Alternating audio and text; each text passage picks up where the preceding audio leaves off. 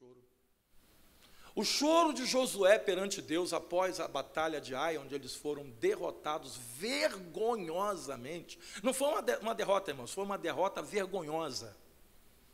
Eles correram dos seus inimigos e muitos foram mortos. Josué foi para a presença de Deus e disse: Senhor, o que será de nós como nação? O que será de nós como povo, que somos chamados povo de Deus? Porque nós viramos as costas para os nossos inimigos. Tivemos uma derrota vergonhosa. Não foi uma derrota honrosa, foi uma derrota vergonhosa. E o que dirão as nações ao nosso redor a respeito do nosso Deus?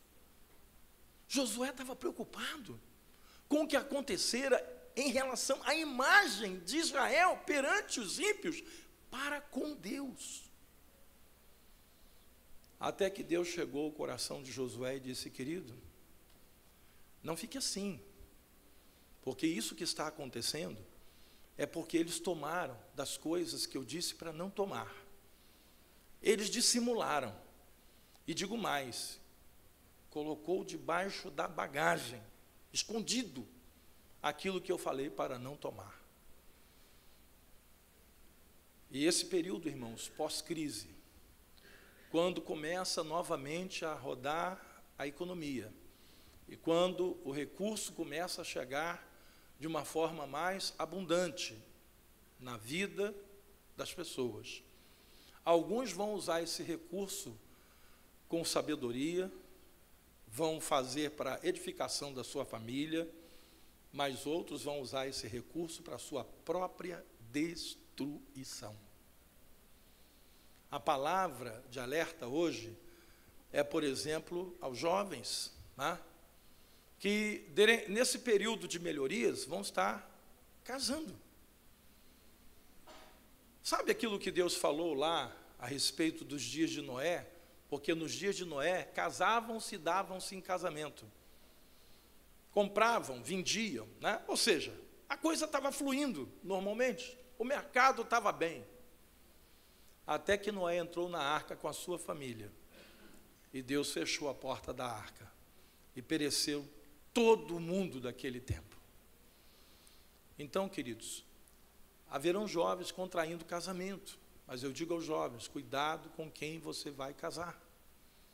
Não é só porque tem um dinheirinho bom no banco, porque tem uma profissão boa, rentável, isso dá uma certa segurança, não é. Esses casamentos precisam ser passados e colocados diante de Deus. Nesse período, alguns irmãos vão começar novos negócios, outros irão receber convites para ir trabalhar em algumas empresas, que poderiam ser chamadas assim de convites irrecusáveis. Mas eu estou dizendo à igreja, não faça nada sem oração, porque da mesma maneira que você orou e você colocou a sua vida diante de Deus na crise, quando você diz: Senhor, não quero dar um passo nem para a direita nem para a esquerda sem a tua direção, quando as coisas melhorarem, lembra-te do teu Criador, lembra-te daquele que te fez atravessar pelo deserto, lembra-te daquele que te deu uma grande vitória em Jericó, que parecia impossível, e não ache, porque agora você tem apenas um lugarejo para combater, chamado Ai, né, que você não precisa mais de lembrar-se do Senhor e de ouvir a voz de Deus. A igreja, irmãos, ela é um termômetro da sociedade. A igreja é como se fosse um espelho de Deus para a sociedade. Mas nós, como cristãos, temos que ter muita atenção naquilo que está acontecendo ao nosso redor. O ímpio, irmãos, ele faz muita coisa assim na base do todo mundo está fazendo, agora é assim, né, agora é desse jeito. O ímpio é aquilo que a Bíblia chama de o mar, o movimento do mar, né, das ondas que vão, das ondas que voltam, das marés que sobem, das marés que abaixam. A Bíblia compara o movimento da humanidade sem Deus como sendo o movimento do mar. Mas nós não somos como ondas impelidas pelo vento. Não somos. A igreja, ela tem uma definição diferente. Nós somos, sim, aquilo que eu falei domingo passado, sacerdócio real, nação santa, povo de propriedade exclusiva de Deus, para proclamarmos a glória de Deus nas nossas obras. A igreja não pode se deixar levar por, graças a Deus, a crise passou. Agora eu não preciso nem mais orar tanto, porque agora já passou o pior. Eu não preciso pedir muita direção a Deus, porque agora eu já sei o que fazer. Engraçado que quando as pessoas têm recursos financeiros, humanos, materiais, parece que cria uma certa independência de Deus, né? Eu não preciso mais ouvir a voz de Deus. Não é isso que elas dizem, mas é isso que elas fazem. E por isso a palavra de Deus nos alerta: aquele, pois, que pensa estar de pé, cuide para que não caia. O apóstolo Paulo orientou isso aos coríntios, porque aquela cidade vivia uma situação assim. Eles se gabavam, né, que eles eram os crentes mais pentecostais da história. Na igreja de Corinto, irmãos, havia um problema sério. Todo mundo queria falar em língua. Ao ponto que o apóstolo Paulo teve que dizer: olha, eu prefiro falar na igreja uma palavra, no meu entendimento, para que haja edificação da igreja, do que falar 1000 palavras, né, numa edificação que é só minha, pessoal. É a minha edificação com Deus. Então, na igreja eu não tenho que pensar nisso, eu tenho que pensar no meu irmão. Eu tenho que pensar que eu vou estar edificando outras vidas através da minha vida. E o que a gente vê hoje, queridos, é a mesma coisa, né? Tem gente que se orgulha de ser pentecostal, se orgulha porque fala em línguas, e se acha um crente melhor, acima da média, né? Aliás, um cantor, alguns dias atrás, disse que ele era acima da média, né? E hoje a gente não sabe mais por onde ele anda. Queridos, vamos viver um período de melhora, mas o recado que Deus está dando à sua igreja é cuidado com a síndrome pós-Jericó. E o nome dessa síndrome tem um nome, é Ai. Não tinha melhor nome para essa cidade, Ai, porque doeu. Doeu mais do que a angústia de ter que enfrentar uma cidade dita como inexpugnável. Que Deus nos prepare para o pós-Jericó. Que Deus nos prepare para a retomada do crescimento da nossa nação.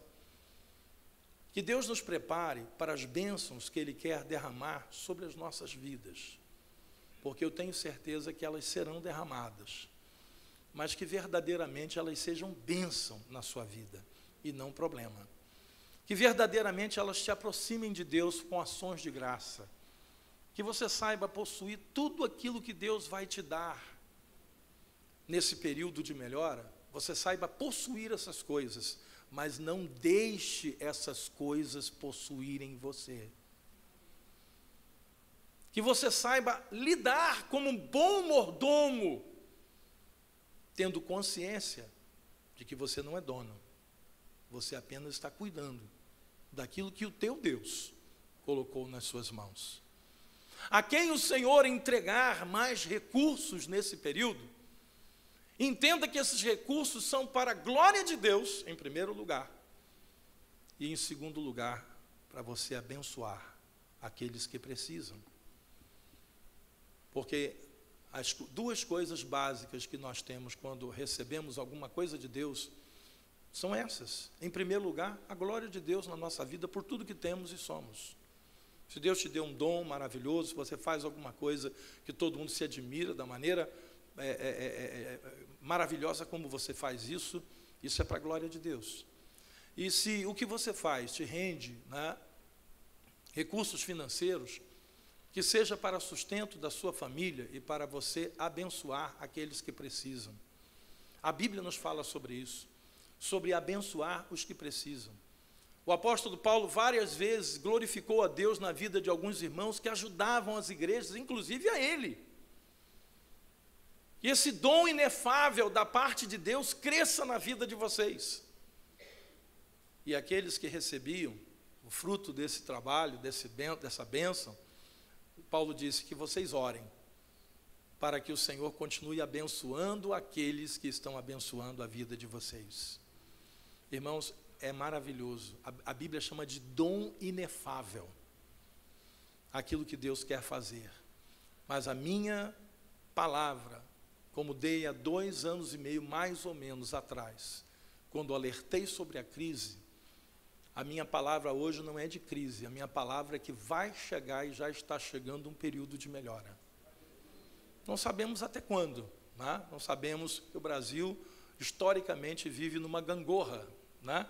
Para cima e para baixo. Mas que nós saibamos estar nos montes, assim como soubemos estar nos vales. Porque o Deus que a gente serve é Deus de vales e é Deus de montes.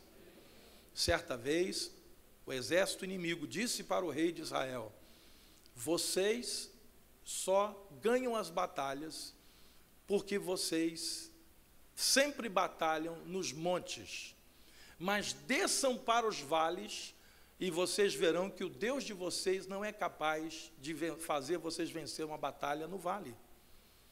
E Deus deu um recado dizendo: pois que vocês saibam que o Deus de Israel é Deus de montes e Deus de vales. E naquela batalha, Deus disse: vocês não vão fazer nada, eu vou pelejar por vocês.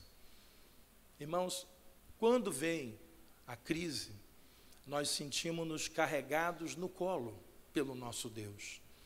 Quantas vezes na minha vida pessoal, eu senti Deus me carregando no colo? Sabe o cuidado de um pai? É exatamente isso. Mas o problema é que o filho cresce, né? Quando ele é pequeno, ele anda segurando a mão do pai e da mãe. Eu estava comentando isso com o pastor André.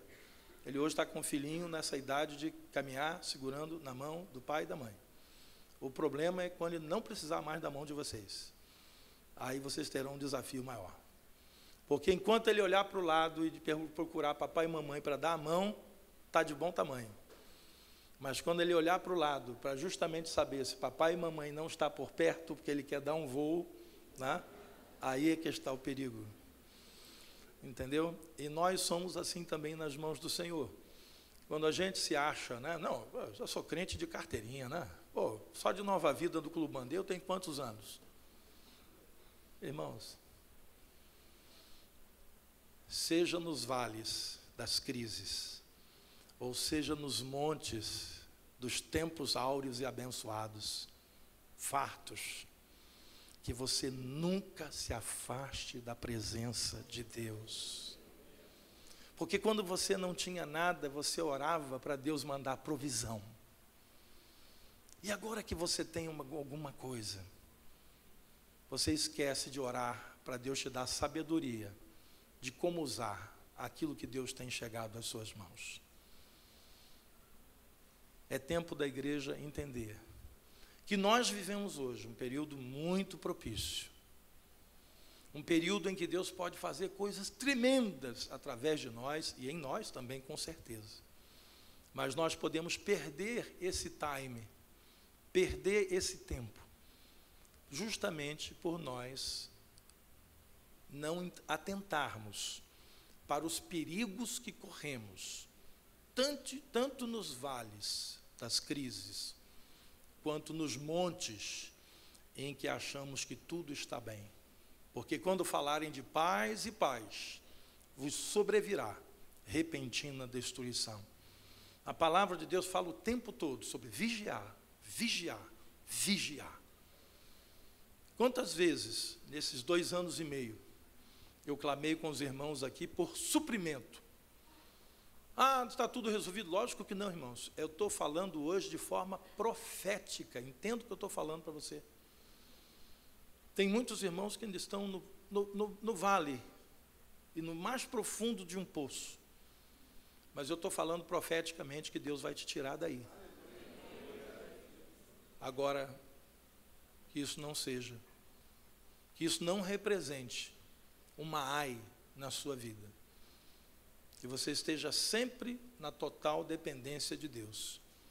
Porque, historicamente, a igreja perde mais cristãos nos momentos de bonança do que nos momentos de falta.